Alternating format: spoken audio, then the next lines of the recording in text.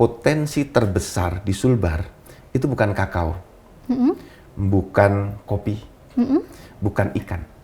Tapi apa? Sumber daya manusianya yang baik-baik. Sumber daya manusia. 1,4 juta penduduk kita itu memiliki filosofi yang luar biasa. Saya menemukan kebaikan-kebaikan itu di Sulawesi Barat.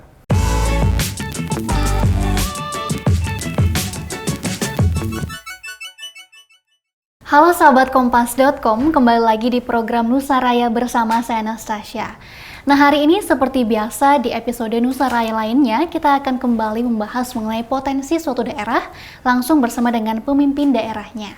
Nah, hari ini kita akan membahas mengenai potensi dari Provinsi Sulawesi Barat langsung bersama dengan Prof. Zudan sebagai penjabat dari Gubernur Sulawesi Barat. Apa kabarnya, Prof? Alhamdulillah, baik, sehat. Anas, gimana? Sehat? Sehat juga, luar biasa ketemu nih sama Prof. Zudan. Nah, ini mungkin panggilannya sedikit berbeda ya, sahabat Kompas.com dengan pejabat-pejabat atau pemimpin daerah lainnya, karena hari ini panggilnya Prof.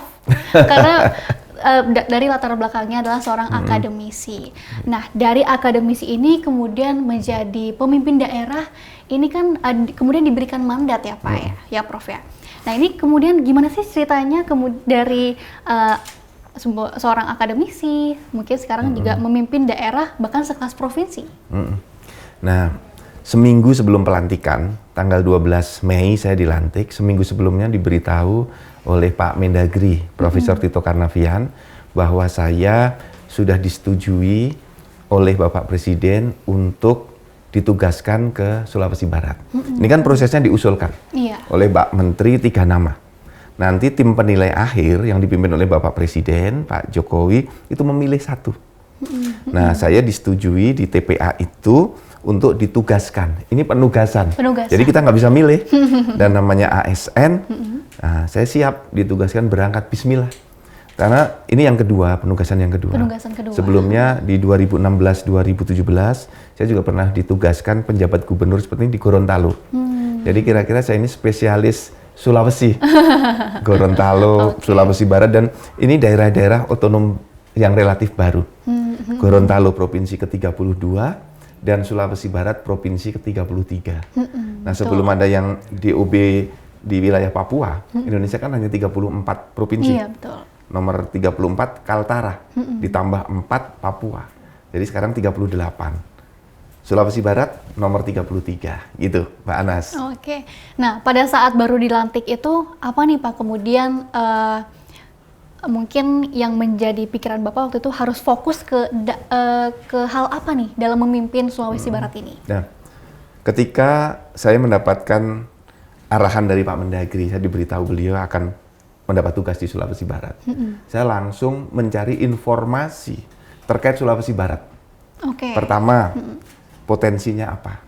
Kedua, masalahnya apa? Kemudian ketiga, yang sudah pernah dilakukan oleh pejabat sebelum saya apa? Yang bagus kita lanjutkan. Kemudian yang berikutnya, peta-peta masalah yang mungkin akan kita hadapi. Nah, saya tracking media, tracking berbagai sumber data, dan juga saya setelah masuk di sana di hari pertama, hari kedua, langsung mengundang kawan-kawan dari BPS, Badan Pusat Statistik. Saya minta paparan. Makronya Sulbar seperti apa, detailnya Sulbar seperti apa. Sehingga saya masuk dengan data dan informasi yang lebih lengkap. Itu jadi penting kurang sekali. Lebih tahu ya seperti apa di sana. Iya. Ketika kita mau masuk ke satu tempat, kita harus paham betul tempat yang kita masuki. Jadi sahabat Kompas.com, dimanapun kita berada, data itu menjadi sangat penting.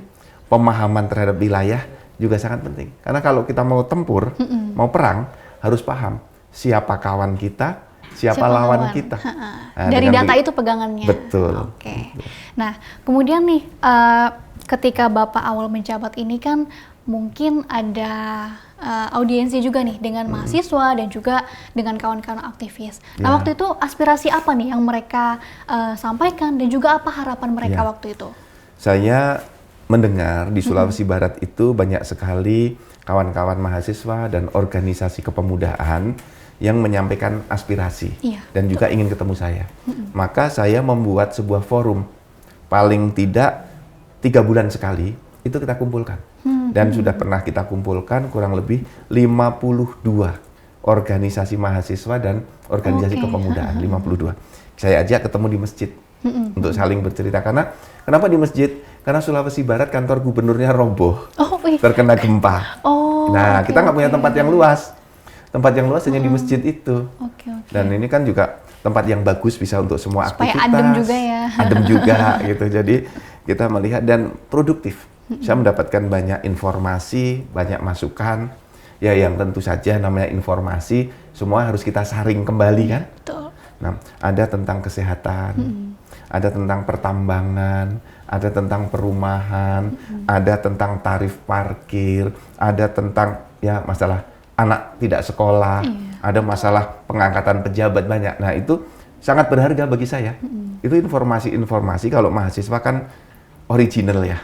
Organisasi kepemudaan kan original, relatif tidak berpolitik. Benar. Ya ada sih satu dua yang berpolitik, ini pesanan siapa kita bisa memahami. Tapi secara keseluruhan itu bagus, original dari hati nurani para mahasiswa dan organisasi kepemudaan. Gitu. Nah, mungkin dari audiensi tersebut dan juga Bapak kan sudah melihat nih data-data tadi dari BPS. Nah, itu memang masalah terbesar atau kendala terbesar dalam untuk meningkatkan Sulawesi Barat ini apa sih, Pak? Ya. Pertama, kalau kita melihat daerah otonom baru, pertama itu kapasitas daerah. Kapasitas daerah itu isinya macam-macam. Inilah problem terbesar kita. Kapasitas keuangan yang rendah, kapasitas SDM ASN yang rendah, kemudian literasi masyarakat, karena mereka daerah baru. Iya, betul. Kemudian yang ketiga, kapasitas untuk pengembangan sektor ekonomi. Misalnya seperti infrastruktur pelabuhan yang kurang, bandara yang itu wajar. Hampir semua daerah otonom baru seperti itu. Nah, sekarang apa yang kita kerjakan?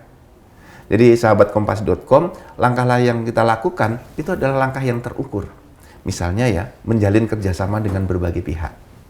Dengan sektor-sektor industri. Kemudian menggerakkan yang dulu manual menuju digital. Kenapa kita harus lakukan itu? Untuk percepatan pelayanan publik. Karena kalau kita tidak bergerak ke digital, misalnya saya sedang di Jakarta seperti sekarang, nggak bisa tanda tangan. Kalau dengan manual, berkasnya harus dibawa, sekarang masih di kantor, di email, dicek, ditanda tangan. Kalau sekarang dengan digital, kita sudah digantikan dengan QR Code. Nah, ini langkah pertama yang saya lakukan pada waktu itu. Nah, sekarang dalam 20 hari kerja, semua ASN di Sulbar, ya, dicerminkan dari OPD-OPD-nya, sudah menggunakan tanda tangan elektronik semua. Jadi mereka sudah bisa bekerja dari manapun. Dari Jakarta bisa, sedang tugas haji juga bisa, sedang tugas di luar negeri juga tidak terhambat semua pelayanan publiknya. Jadi efektif juga nih, Pak. Ya, di situ. Yang namanya IT, itu harus kita manfaatkan untuk mendorong efektivitas penyelenggaraan pemerintahan. Betul. Seperti handphone, grup WhatsApp itu, kalau hanya untuk chatting biasa, itu rugi kita. Kalau handphone hanya dipakai untuk telepon saja, rugi. Itu harus untuk menjadikan pemerintahan itu digital dan membangun branding. Saya mengajak kepada kawan-kawan saya, para ASN di Sulbar, yuk promosikan semua wisata di Sulbar. Kalau ada 6.000 ASN, satu orang sekali share di media sosial lewat handphone, itu 6.000 berita positif. Kopi Mamasa misalnya. Sekarang kan yang terkenal Kopi Toraja. Kopi, ya. Nah, coba sahabat kompas.com. Dengan handphone kita share di Facebook. Katakanlah dari 6.000 yang punya Facebook 3.000. Share di situ. 3.000 berita positif tentang Kopi Mamasa. Kemudian di TikTok, share 3.000 akun. Dan bisa itu viral kan juga gratis. tuh. Itu viral. Dan itu akan diputar berulang-ulang. Nah, ini gunanya IT di era yang sekarang.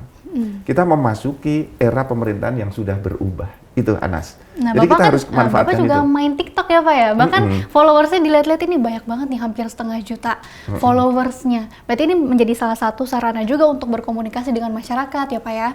Untuk mendengar aspirasi mereka dan juga keluhan mereka. Iya. Oke, betul. baik. Jadi semua media itu bisa kita jadikan umpan balik. Dan sebagai pemimpin, kita nggak boleh baperan. Kalau ada yang mengkritik, ya kita lihat kritiknya tepat atau tidak. Dicek saja substansinya. Kalau baperan udah nggak boleh kita. Wow, kemudian ruang chatnya dimatikan, rugi kita. Kita bisa mendapatkan banyak informasi dari situ. Tapi pernah dapat komentar-komentar atau mungkin DM nih Pak? Prof, Banyak, di TikTok ke saya, ya banyak sekali. Biasanya keluhannya tentang apa tuh? Atau mungkin mereka sering cerita-cerita juga ke Prof? Atau seperti apa? Macam-macam ya. Yang cerita ya, anaknya belum bayar SPP, minta beasiswa, ya, minta produknya dipasarkan, ya, kemudian minta pengangkatan pejabat yang tanpa membayar, kemudian minta tolong jalan-jalan yang rusak diperbaiki, minta tolong gedung sekolah untuk diperbaiki, gitu. Dan masyarakat seringkali tidak melihat itu bukan kewenangan gubernur. Itu cukup diselesaikan di tingkat desa, cukup diselesaikan di tingkat kabupaten, gitu. Tapi saya sebagai pimpinan daerah mengkoordinasikan itu. Tidak boleh saya menjawab bukan kewenangan gubernur, nggak boleh. Kita harus memberikan respon positif. Baik, saya tindak lanjuti, saya sampaikan keluhan Bapak dan Ibu kepada kabupaten. Saya sampaikan ini kepada kepala dinas. Karena gubernur nggak akan sanggup sendirian. Mengapa di situ ada bupati, ada kepala dinas itu untuk mengoperasionalkan ide-ide dan program-program nasional dan program-program provinsi secara lebih cepat gitu. Oke, jadi memang mungkin sahabat kompas.com yang dari Sulawesi Barat boleh nih langsung DM bapaknya di TikTok yang punya followersnya banyak, mungkin bisa langsung ditindaklanjuti ya Prof ya? Kita akan tindak lanjuti, termasuk nomor handphone saya sebarluaskan. Oke, baik. Jadi kita nggak ada yang ditutupi. Jadi masyarakat bisa langsung berkomunikasi dengan saya. Saya sebagai penanggung jawab akhir di Sulawesi Barat juga ingin mendapatkan semua masukan dari masyarakat. Karena kan kalau ingin merubah masyarakat, yang harus diubah pertama kali adalah cara komunikasinya. Betul. Kita harus membuka direct communication. Kalau selama ini ditutup, nanti ini kan meledak. Tapi kalau dibuka seperti gunung berapi, kalau magmanya keluar terus-menerus, itu nggak akan ada ledakan. Tapi kalau magma nggak pernah bisa keluar, sekali meledak akan keras sekali. Nah, itulah strategi komunikasi yang saya bangun. Masyarakat bisa berkomunikasi setiap waktu. Handphone saya 24 jam. 24 jam tuh sahabat kompas.com. Nah, balik lagi ke pemanfaatan teknologi tadi. Nah, untuk masalah stunting nih, ini kan menjadi masalah nggak cuma di Sulbar aja ya Pak, menjadi masalah nasional juga. Nah, Sulbar ini memiliki aplikasi namanya Data Desa Presisi ya Prof ya. Nah, ini boleh diceritakan detailnya, ini aplikasi yang seperti apa dan apa nih yang bisa kita lihat dari aplikasi ini? Nah, di dalam kita bekerja itu memanfaatkan semua potensi yang ada.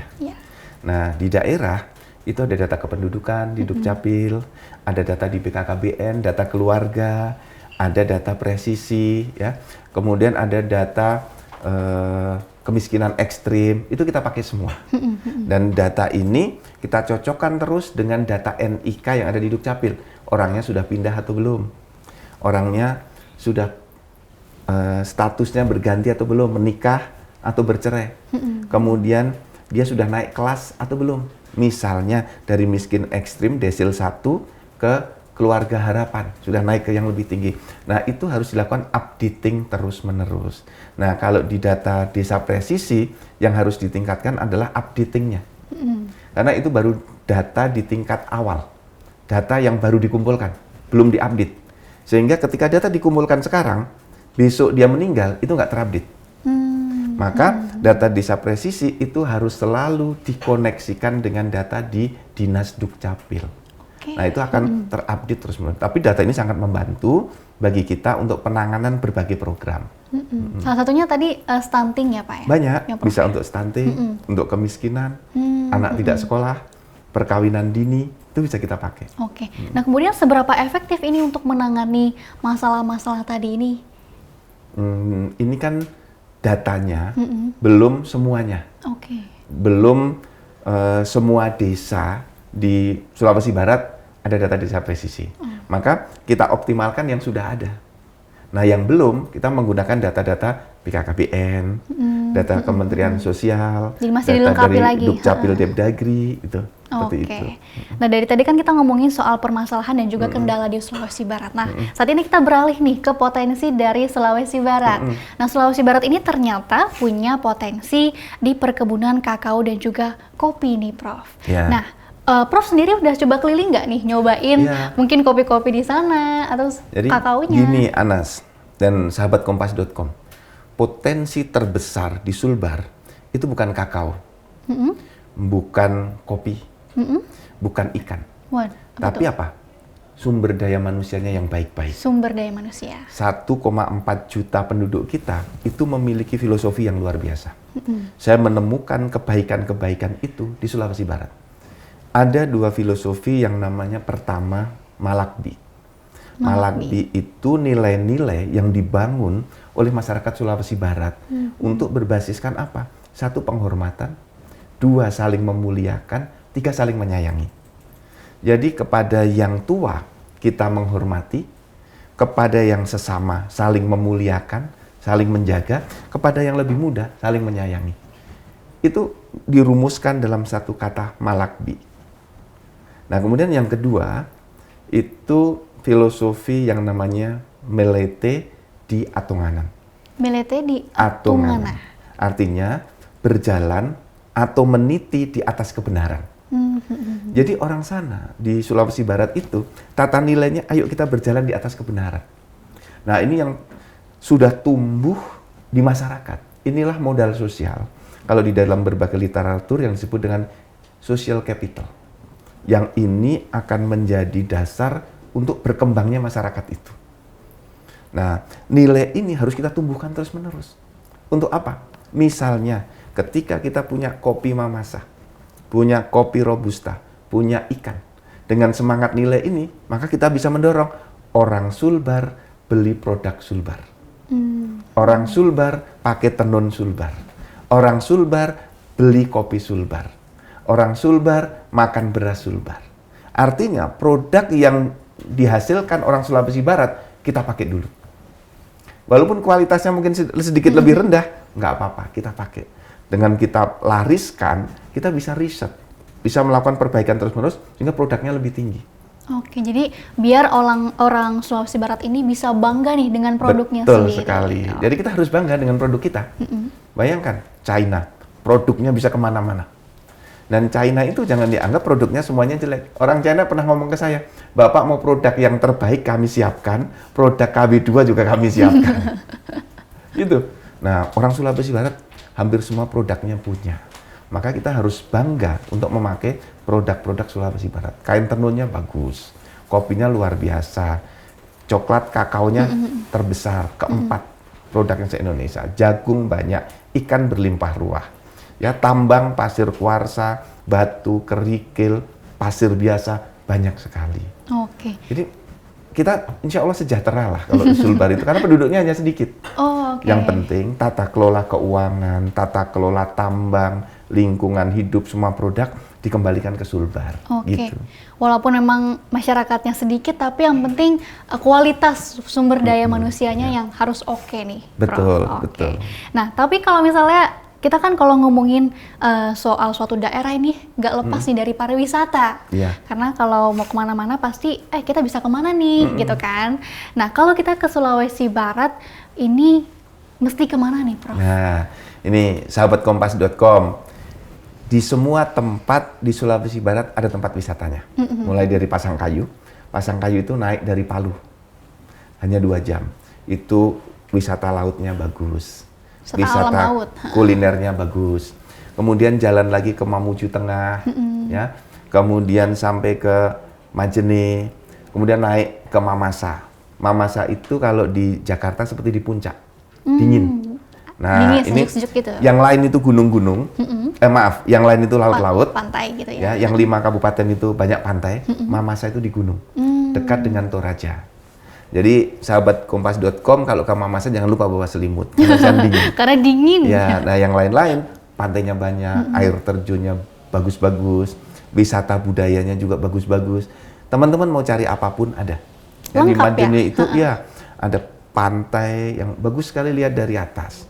Kemudian ada masjid yang tradisi Maulid Nabi itu diawali dari situ, di Sulawesi itu. Biasanya dibuka dari situ, baru bergerak di daerah lainnya, ada di Majene. Nah, Majene juga kota pelajarnya Sulawesi Barat. Kampus-kampus ada di sana. Jadi kalau mau sekolah, yang teman-teman dari Sulawesi Selatan, Sulawesi Utara, ya, kemudian dari Sulawesi Tengah, silahkan datang ke Majene. Biayanya murah, SPP-nya juga murah, dan kualitas pendidikannya terjaga. Oke gitu. lah ya. Nah, tadi pariwisatanya juga lengkap nih, ada pantai ada, gunung ada, Gunung air terjun ada, pantai ada, ya, air terjun ada, budaya juga ada. budaya juga ada. Nah, kalau Prof sendiri favoritnya kemana nih? Atau dalam kan baru menjabat sebulan bulan. ini ya, 1 bulan ya? Sudah kemana aja nih? Saya sudah datang di 5 kabupaten. Jadi mulai dari Pasangkayu sudah, Mamuju Tengah sudah, Mamuju sudah, Majene Oh, udah sudah. banyak nih berarti ya. Satu lagi ke Polewali Mandar sudah. Dan di sana juga ada olahraga yang seru. Apa tuh Pak? Namanya Ready Papan. Ready Papan Papan. itu modelnya seperti bulu tangkis, tapi raketnya seperti raket pingpong. Oh. Jadi terbayang oke. sulitnya. Seru deh, seru di Seru. sana. Iya. Jadi boleh nih sahabat kompas.com yang main ke Sulbar, boleh nih cobain tadi apa namanya Pak? Namanya Ready Papan. Ready Papan. Nanti bisa Oke. dilihat deh YouTube, klik Ready Papan, itu akan tampak seperti apa permainannya. Oke, Iya. sportnya nih buat Olahraga wisatawan. tradisional di kita. Buat wisatawan yang mungkin pengen sekalian olahraga juga nih sambil wisata. Nah, kalau kulinernya nih, Prof, apa nih yang khas di Sulawesi Barat tuh harus makan apa? Ya, kalau Sulawesi Barat itu kulinernya hanya ada 2 Apa tuh? cita rasanya. Enak sama enak banget. Aduh. Hanya ada 2 itu. Nggak ada yang nggak enak. Nggak ada yang nggak enak. Jadi ikannya enak, buahnya, pisangnya banyak. Dan di sana kalau pisang, singkong, sukun, itu semuanya dengan sambal. Jadi kalau mau merasakan, semuanya dikasih sambal. Waduh. Jadi Suka pedes sensasinya ya berarti ya? suka pedas. Kemudian apalagi ya? Kalau yang apa namanya dari Sulawesi Selatan itu barongko. Barongko. Barongko itu kan dari Sulawesi Selatan. Karena dulu kan Sulbar itu pemekaran dari Sulawesi Sulawesi Selatan. Selatan. Oke, baik. Nah, selain dari potensi pariwisata dan juga ada karena Sulawesi Barat ini punya pantai, berarti ada potensi kelautan dan juga perikanannya juga. Iya. Nah, ini seberapa besar nih kemudian potensi ini dan bagaimana nanti kelanjutannya untuk mungkin peluang investasi dan juga untuk meningkatkan ekonomi di Sulawesi Barat? Ya, kita itu kalau melihat garis pantai itu panjang sekali. Jadi wilayah kita itu kan 16.000 km wilayah darat, 22.000 km itu wilayah laut. Jadi Sulawesi Barat itu banyak wilayah lautnya.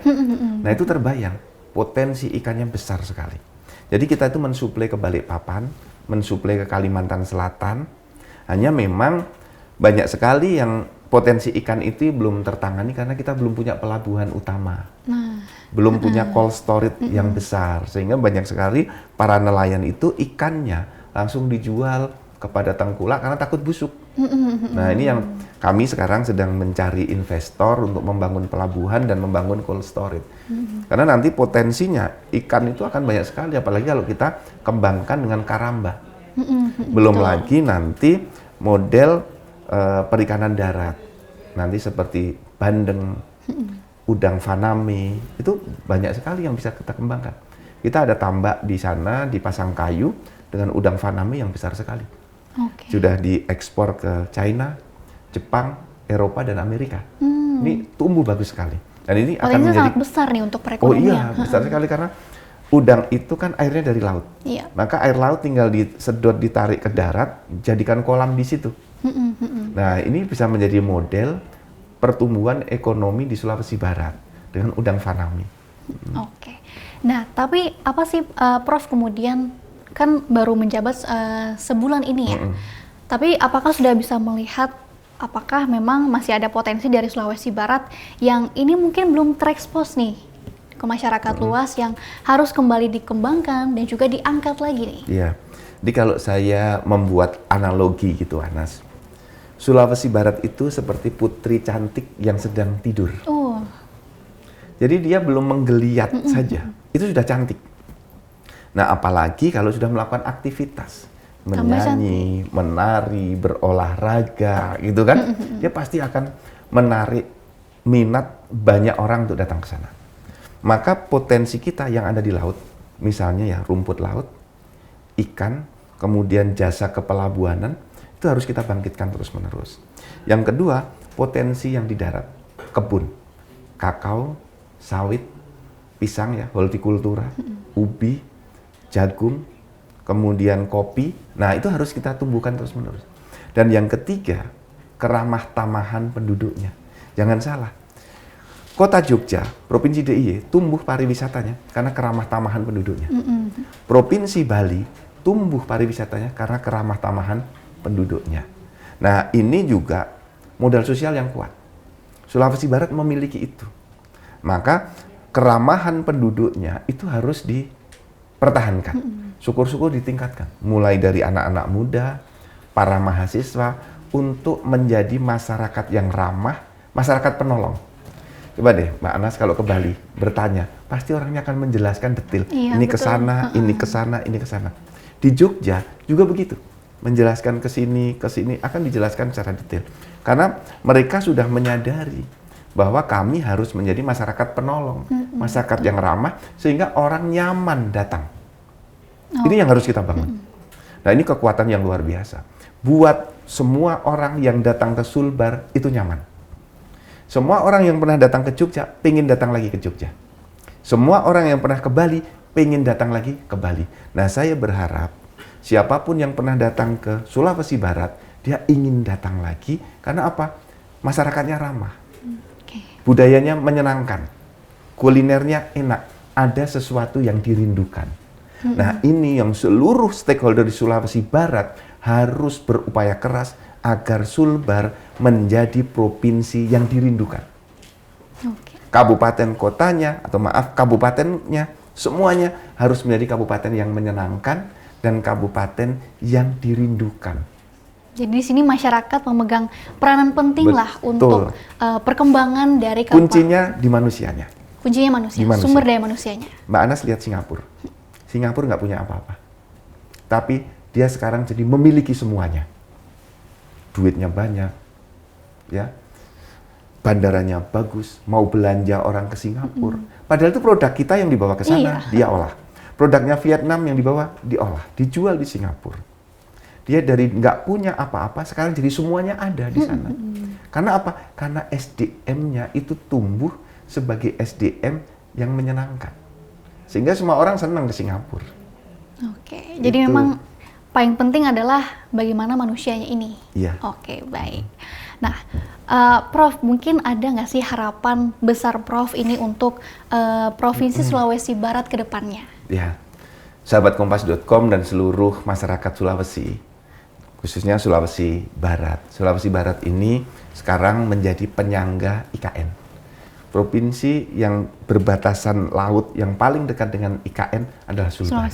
Maka kita harus siap-siap untuk menjadi daerah wisata baru dari IKN. Harus menjadi penyangga, penyedia sayur, daging, telur, buah-buahan bagi IKN. Dan ini kita harus persiapan. Maka yang harus kita lakukan pertama adalah menyiapkan sumber daya manusia. Seperti ketika Bogor, Tangerang, Bekasi menyiapkan sebagai penyangga ibu kota Jakarta. Itu kan penyangganya meluas sampai ke Jawa Tengah, suplai barang-barang, ya, suplai sayur dan seterusnya. Maka Sulawesi Barat harus siap ke sana. Yang kedua SDM. Maka SDM Sulbar untuk mengisi ke IKN, dia harus meningkatkan kualitasnya. Dan kalau nanti orang-orang IKN berwisata ke Sulbar, maka harus disiapkan wisata budaya, wisata alam dengan sumber daya yang menyenangkan.